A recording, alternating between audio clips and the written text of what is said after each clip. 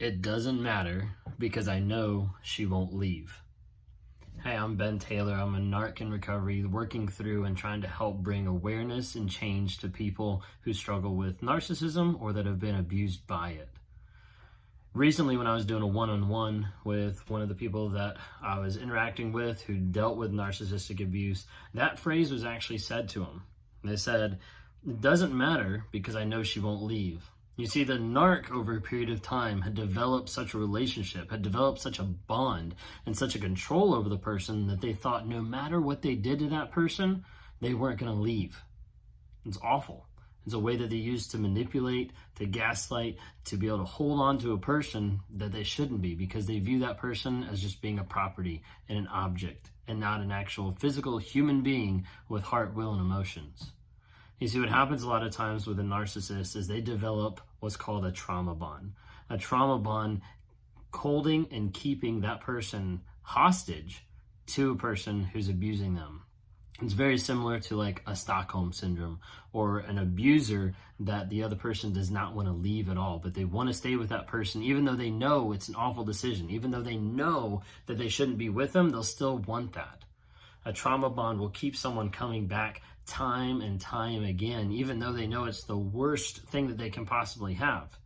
You see this a lot of times in physical abuse where the cops are called and they show up to the door and the person who's been abused is defending the other person, is trying to keep them in their lives, maybe because they think that that's the only way they can get attention, that's the only way that they can be loved or anything like that. And it's so not true.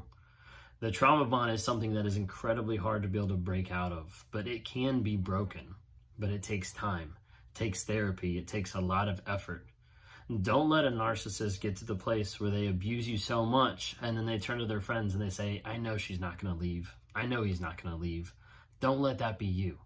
Work on building your self-confidence back. Work on developing you to be the person that you know you used to be the person that you want to be the person that's not controlled by the narcissist, that's not controlled by how they act, by how they interact, by the lies that they put on you, and focus on your growth and your healing.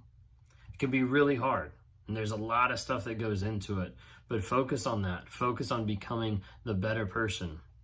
You're not going to be able to leave, and they understand. Oftentimes they will fight you for it. They will try to manipulate you back. They will try to play the victim. They will do whatever they can. They'll promise change, all these types of things. But if they haven't actually shown change, if they haven't actually changed their ways, then that's where you need to leave. And that's when you need to pick up roots and move, whatever it might be, to go block them, to go no contact. And then you have to start determining, what lies did I believe about this relationship? What lies did this person put on me that I'm struggling to admit and to say, hey, this person no longer has control over me. And fight to get back your control, your confidence, and focus on your growth. That's the only thing you can control.